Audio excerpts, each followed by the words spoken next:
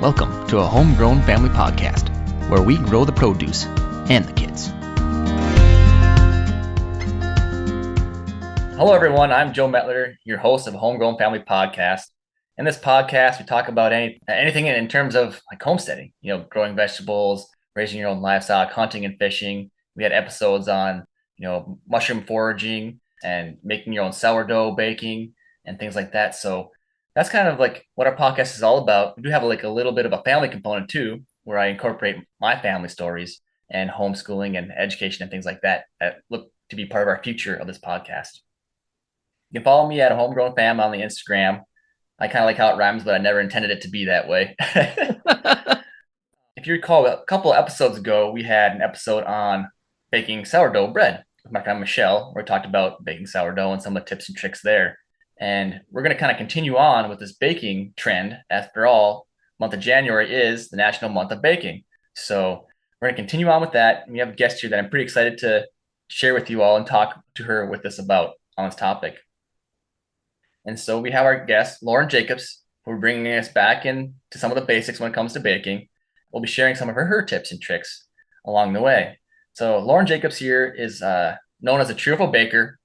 She is a proud owner of a cookie decorating company and has been featured on numerous TV channels, including the Food Network. So welcome, Lauren. I'm excited to have you here on a Homegrown Family Podcast.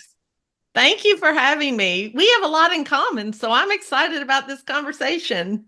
Yeah, and to get started here, I just kind of want to know how you got into baking. Is it something that you were always with, as a child? How did you get the passion for it? I have been baking as long as I can remember. You were telling me about your little baby, 3.5 years old. That's probably when I started baking, sitting up on the counter with my mom. We would bake everything. I mean, we would bake pies and cakes and she just encouraged me to help whenever I could. And then I graduated, to an easy bake oven. And when I had children, I just wanted to instill those same kind of memories of being in the kitchen with my own kids. So I continued baking with them. And, I love to eat and I love to eat baked goods. So that was definitely an incentive. Yeah. I remember as a young adult and teenager, in the 4-H days, cooking with my mom, doing the baking category, and this and that. I think I mentioned that in that other episode of sourdough and stuff, but you mentioned it with your kids, and I was like, oh yeah. So our daughter here, Sophia, we'll get that little we bought that like thing you can roll up to the counter in a couple steps and then she can help you. And Yes. she from now on out, she cracks all of our eggs. Like she won't let us bake anything without her cracking the eggs. That's great.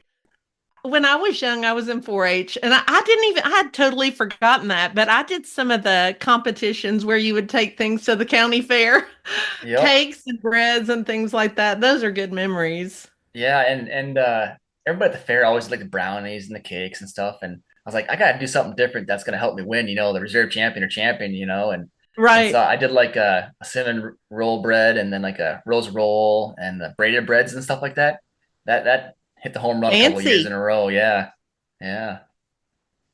So in terms of baking, when we think about it, baking, like I said, fancy can be artwork, right? You can weave these, braided breads in, put some different fillings in, or it can be more like a science, because there's definitely a science with the yeast and everything like that. And so what's your kind of like your take on that, and how can our listeners use some of that science and artwork in combination with each other? I've always loved science. I think that's one reason that I like baking. But I kind of took it for granted. Growing up, I baked so often that I didn't realize the importance of all the different ingredients. And when I found out that I was going to be a contestant on the Food Network Christmas Cookie Challenge, the one thing that they asked me from the very beginning when they said, "You're in, we want you," they said, "Okay, you have to bring your own recipes." And I thought, okay, of course I said, "Oh, sure, no problem."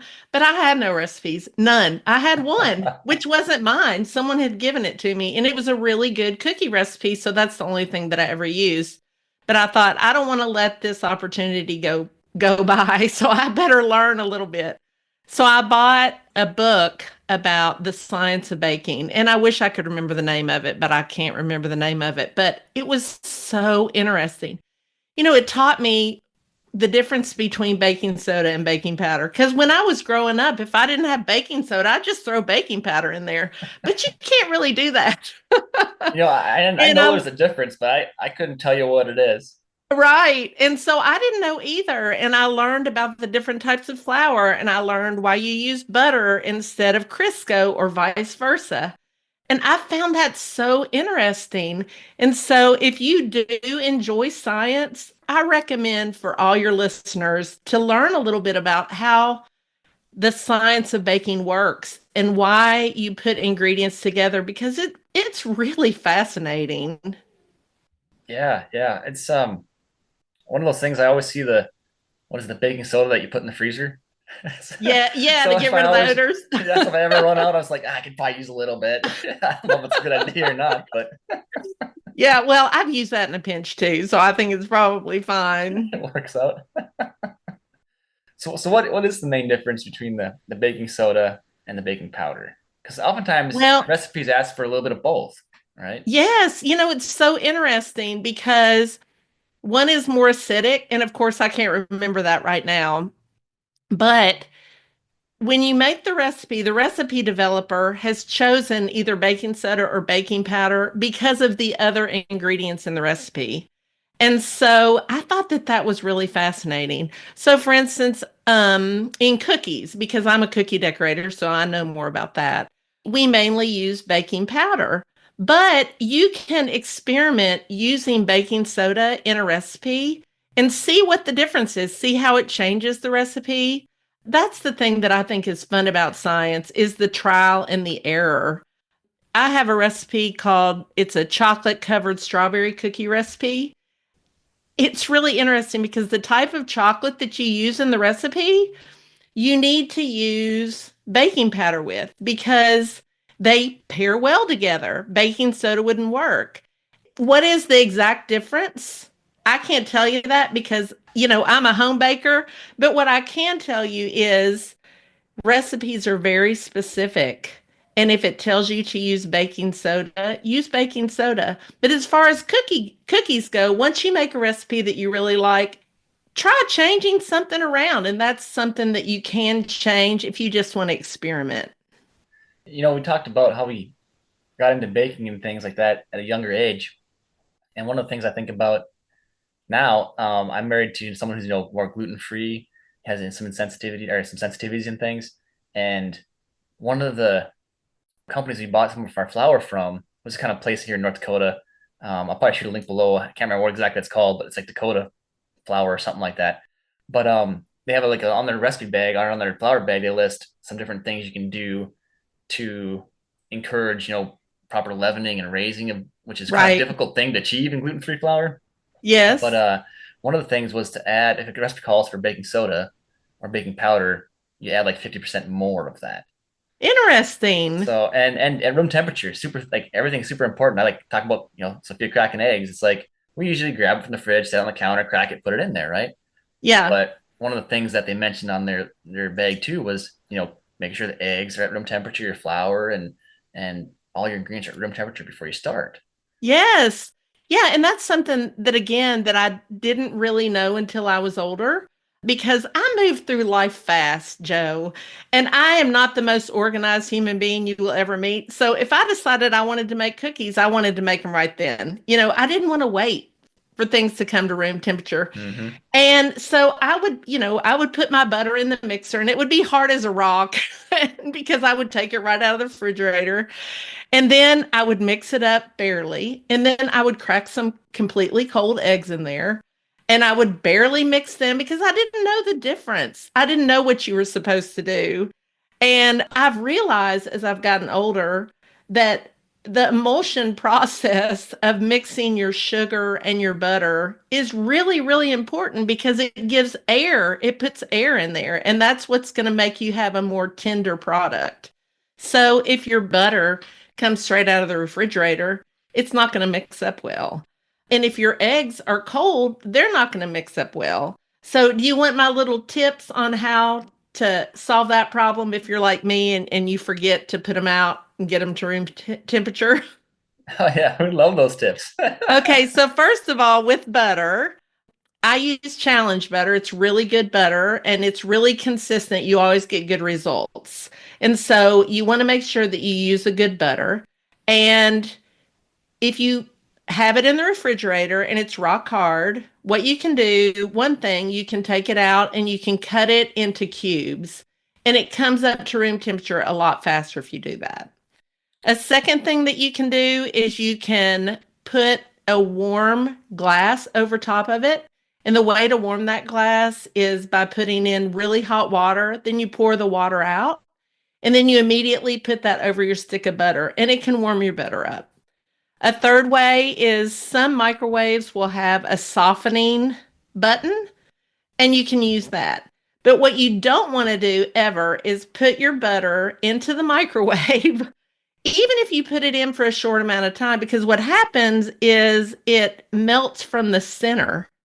And so you'll put it in there for 15 or 20 seconds. You'll think it's great. I have perfectly softened butter. But when you cut it up, then to put it in your mixer, half of it will be melted, usually in the center. And you never want to use melted butter in a recipe that calls just for regular butter. So Oh those are man. some butter tips. I'll Now, tell you what, eggs. I'm guilty as charged when it comes to, oh yeah, a cup of butter. All right, stick it in the microwave, nuke it, heat it up, and your mix is real great because it's all nice and hot, right? It does. And for cooking, that works great. But for baking, not quite. It doesn't, you don't get the great results that you're supposed to get if you do that. And then Yeah. for eggs, I mean, I usually will remember to put my butter out, but my eggs, I never remember. And so I put them in a bowl and put them in my sink and run a stream of warm water over them, and they come to room temperature pretty quick. Yeah. So is that what we're talking about? Is mostly like, hey, you want it to room temperature is at like 72-ish degrees, right around that temperature? It's actually like 64, so you must keep Oh, your house really, really warm. well, And here's it's pretty another chilly little right tip. now in North Dakota, but Here's another tip about room temperature, how to know when your butter is room temperature. Because when I first read that, I mean, I had one of those infrared thermometers, or my husband had one, and I would always steal it and I would aim it at the butter. And I thought, there's got to be a better way. So if you just press on your butter and your finger really goes into it because it's really soft, it's too warm. If you can't press at all, it's too cold.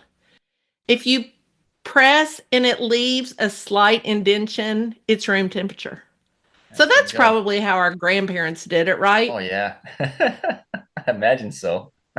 But it really does mix up so much better with the sugar for the creaming process if you make sure that it's room temperature. That's great, great tidbits.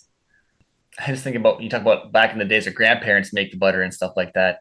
In previous episodes, I mentioned that we grew up on a farm, and my parents still today hand milk a cow and turn it, put a bunch of milk cream into the well, it's mostly just cream, I guess. They try to take off top of the pail, and put it in the your mixer and mix it up until they get butter.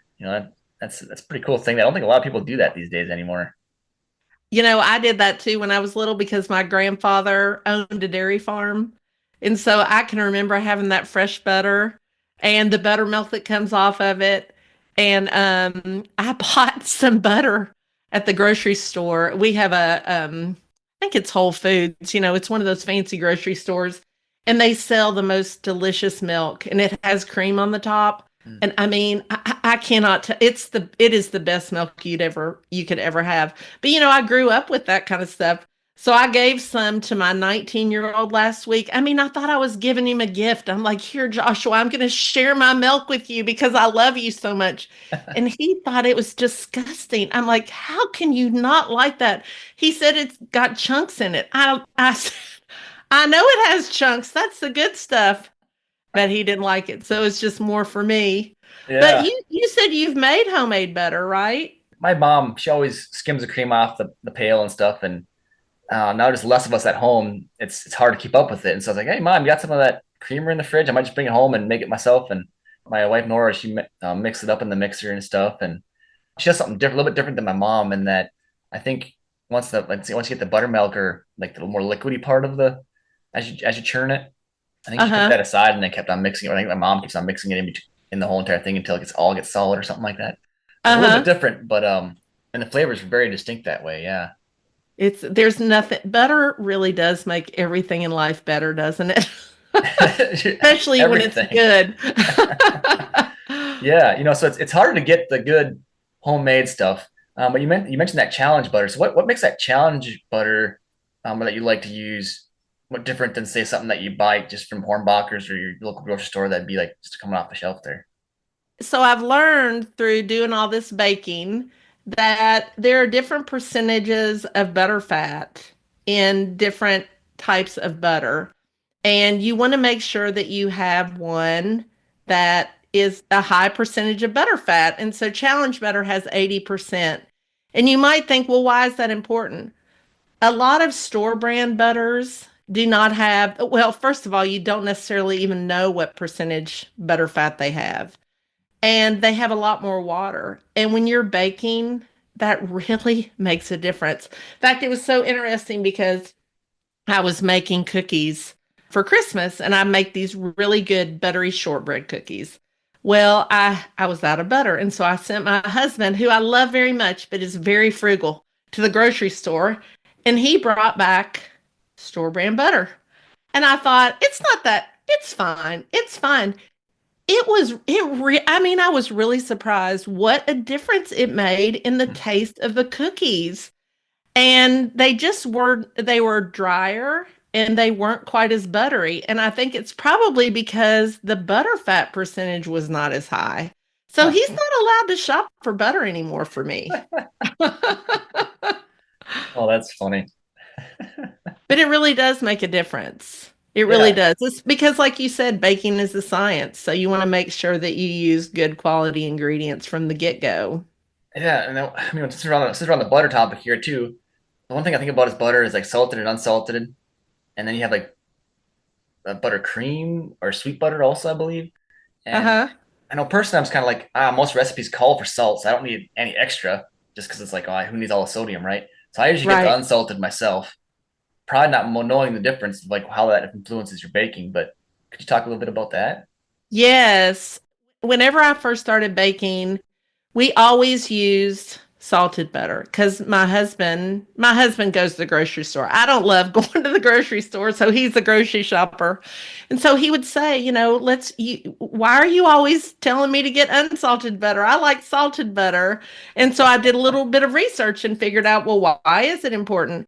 It's important because you want to make sure that your recipe is only as salty as the recipe developer intended it to be. And different types of butter, salted butter, have different amounts of salt in them.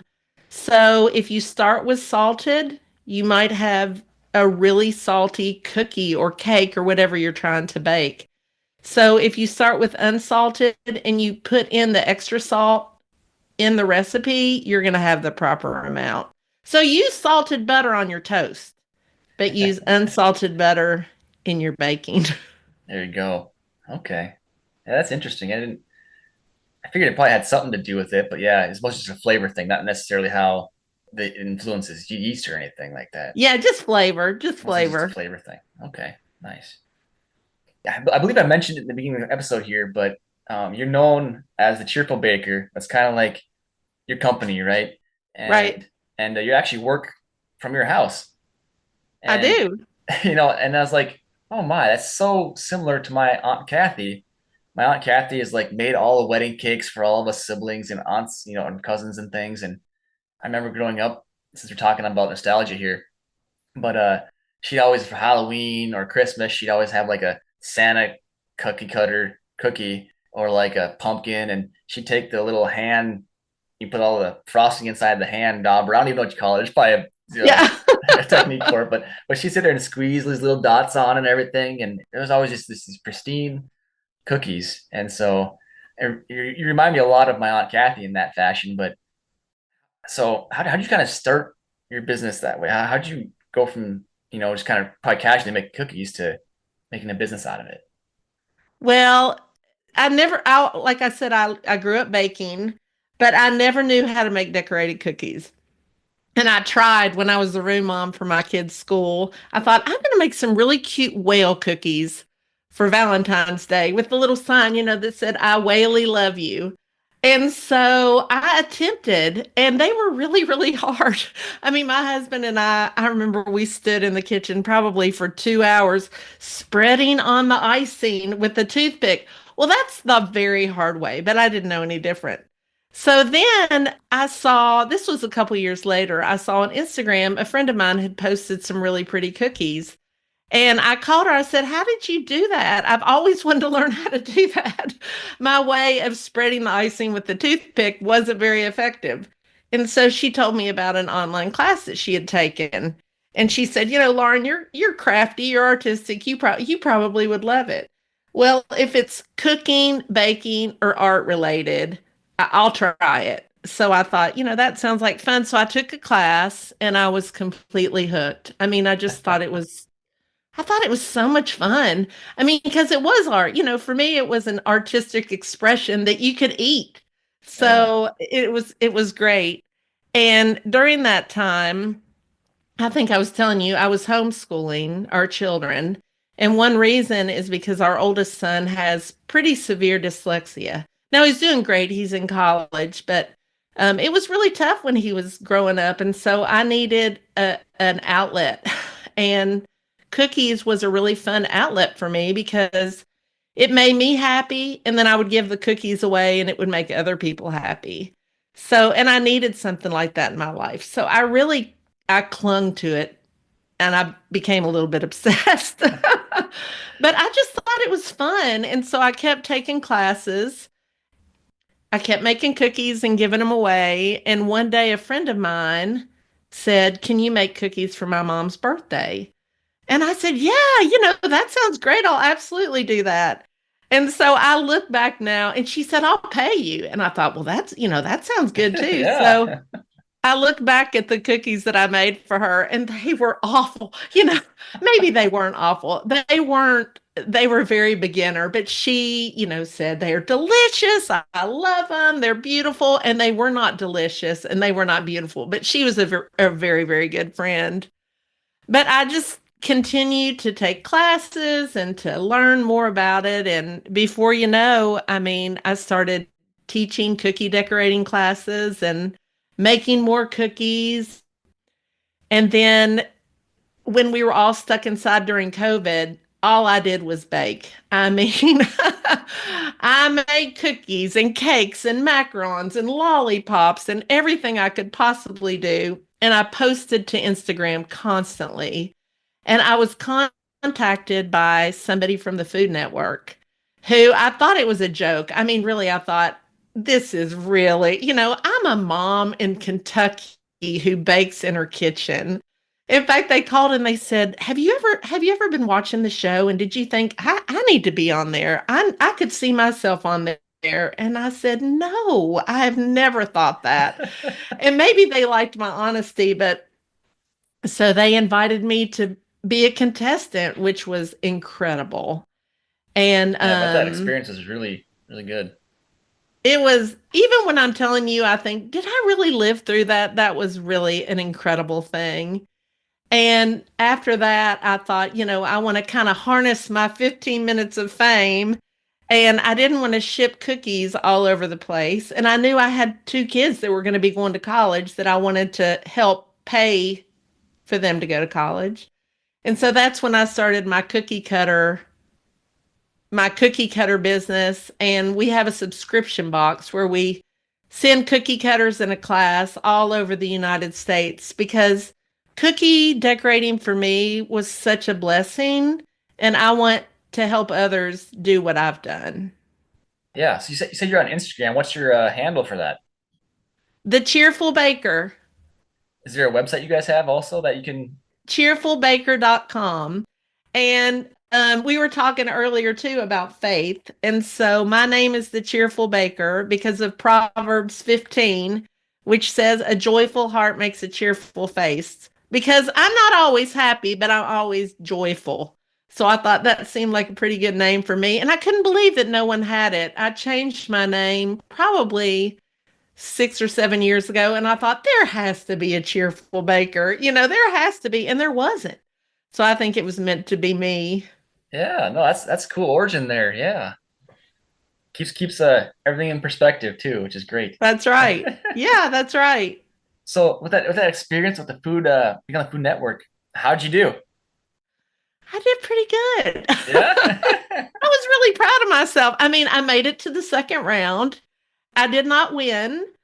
I made it to the second round. Yeah, So we're going to call that a win. But there exactly. were three of us left at the final. And I was proud of myself. You have to make a 3D structure in round two.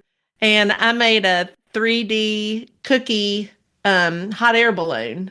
And Oh, so that was a feat being on national television doing that. So yeah, yeah. it was Gee. pretty cool. What is something that you took away or learned from that experience that you could share with your listeners here? I think what I took away from that is never be scared to try new things. Like I said, they called me or they contacted me through Instagram. And my first thought was, this is fake. Why would the Food Network reach out to me? I mean, like I said, I'm a mom who bakes in her kitchen in this little bitty town in Kentucky. But I wasn't afraid, I wasn't afraid to at least say, well, I'll talk to you. Right. And that opportunity has opened the door to so many incredible opportunities. So I think just don't be scared, just put yourself out there and see what happens. Yeah, yeah. One of the things that I think about when I think about cooking too is you kind of alluded to it earlier, was that you mentioned like red mill gluten-free flour. There's so many flours out there. Do you find some flours being more impactful in your baking versus others? Yes, and that is a really interesting thing to talk about because I don't know how many types of flours. There's a ton of them. There's gluten free, there's all purpose, there's bread flour, there's semolina flour. And you go to the store and you look. I live across the street pretty much from the largest grocery store, Kroger grocery store in the state of Kentucky. It's huge. You go to the flour aisle and there are more types of flour than you ever knew possible. So, what I've learned is again, you want to follow the recipe. If you're making bread, you want to use bread flour because it has a higher protein content. If you are baking a cake, you might want to use cake flour because it's a softer and the protein isn't as high. For baking, you want to use most of the time all purpose flour because it's just the right. You just don't, you don't want it to be too chewy, you don't want it to be too soft. And so really look at the recipes and follow the guidelines of the type of flour. For cookies, for instance, you're pretty much going to use all purpose flour. But you were talking about gluten free, and you asked me if I baked gluten free. I don't. I mean, I have in the past just for my family, just playing around, but I never did for customers because I bake in my kitchen and I never wanted to cross contaminate things. But Bob's Red Mill has I think it's called 1-to-1 All gluten free purpose, yeah. flour. And I had great results with that. I mean, the things that I tried, I just substituted the all purpose for the 1-to-1 and they turned out really, really well. But what I tried was cookies, and cookies are pretty forgiving. I'm not sure how that would work in a cake or bread or anything like that, but for cookies, it worked really, really well. Yeah, and one of the things I just remembered while we're talking about this is that one of the things that we've kind of learned now is that between like having things at room temperature and things like that, if you have gluten free red flour, and we've used the red mill one that works pretty well too. And one of the other tips that this other flour company shared with us was like decrease your temperature, 15, 20 degrees, cook it for a little bit longer because oftentimes the gluten free, they're so dense, they don't have the opportunity to rise enough, or they're not quite finished in the middle. And so Right. this longer temperature, um, longer time with a lower temperature seems to be beneficial when it comes to gluten free baking too. At That's least in my interesting. experience, yeah. Talking about temperature, I wanted to mention one more thing. One thing that can really mess you up when you're baking is if your oven is not calibrated correctly. And so A lot of ovens get out of whack over time, and it's so easy to fix it. You can get they're very inexpensive, and you can get them at Walmart, most grocery stores. You just get an oven thermometer, and it's just a hanging thermometer that you put. I always start in the center of my oven, and I calibrate my oven every January. And so you put your oven on to 350 and you let it preheat and you leave it in there for about 15 or 20 minutes. And then you see if your oven is actually 350. And then if it's not, you can get your owner's manual. It's really easy to calibrate. But you also want to do that test like in the top right hand corner of your oven and the bottom left hand corner of your oven, just to see if you have any hot spots. And normally an oven will have a hot spot in it. Like I know exactly where mine is because I bake almost every day. And you have a But you cookie in want that spot that gets burnt every time. Yes, yes, yeah. So you have to rotate. It's really good to rotate your pans, bring them from the top to the bottom, and then also rotate them from side to side. So if you think that you have all the other things mastered, but your bakes just aren't quite turning out, it could be that your oven is not calibrated correctly. I kind of knew there was like hot spots because it's just the way it's going to be, but I never really thought about like having to recalibrate your oven. Like, oh, it's just Yes, standard, it's always going to be the right temperature. But I'm gonna have to look into that because every time I cook a brownies or something like that, it's like it takes, and pizzas even. Sometimes it's like, oh, 15 to 18 minutes. It's like more like 20. Or like yeah. it's a good half hour longer on my brownies half the time. Like by the time I put a toothpick in there, it's supposed to be done and it's still gooey. And I'm like, there's no way. But that's when they're good, Joe. Maybe that's happening on purpose. That's true. At least like the eggs get baked anyway. Yeah, right. That's true. That's true.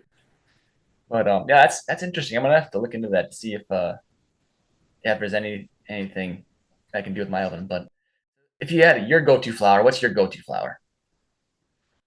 I mean, I use Sam's Club flour. Do you all have Sam's Club Yeah, there's around Sam you? Club up there. Yeah. Yep. Sam's Okay, Club's yeah. Costco. Yeah. Yes.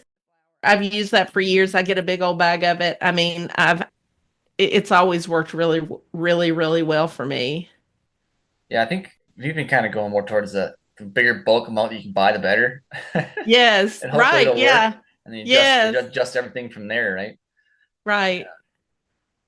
Oh, that's that oven thing. I'm still gonna have to go check that out.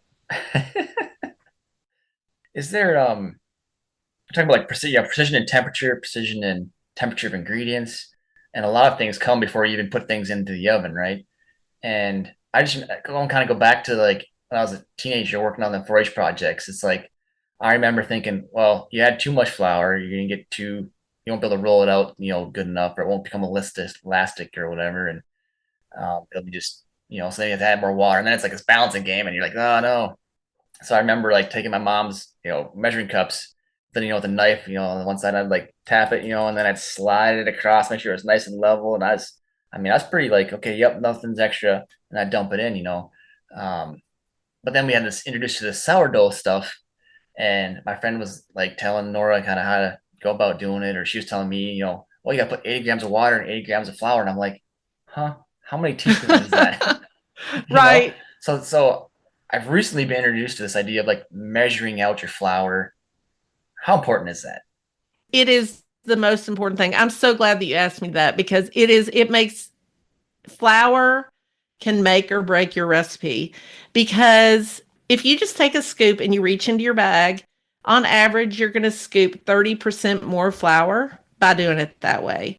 So it's so much better if you can measure using a scale that you can get anywhere. They're usually about $20. If you don't have a scale, a better way than scooping is to just take a spoon and you spoon the flour into your measuring cup, because then it's not compacted. And then, like you said, you hold it up and you use the knife and you scrape across the top. But yeah, weighing is such a better way to do it. And another really wonderful thing to do when you're baking or even cooking is to measure out all of your ingredients ahead of time and sit them out in front of you because we're all distracted in life with everything. And it is so easy to forget to put something in. So I love to do that. Just measure everything out that my recipe's going to need, sit it out on the counter, and then I know that I'm not going to forget anything, even if I get interrupted. Yeah, and that baking powder is the easy one to forget. It is. And then you'll have some flat as a pancake Yeah, baked guilty as goods. charged once again. So you mostly do cookies and things.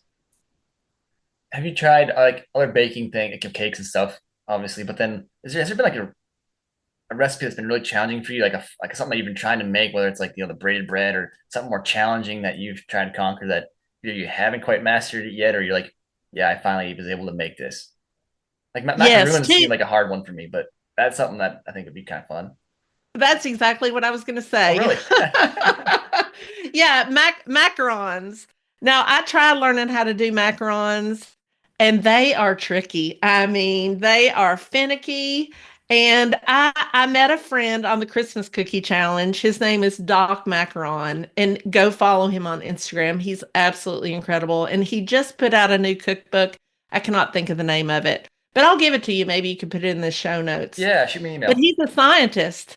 He's a scientist. He used to work trying to cure cancer. I mean, he is really, really smart.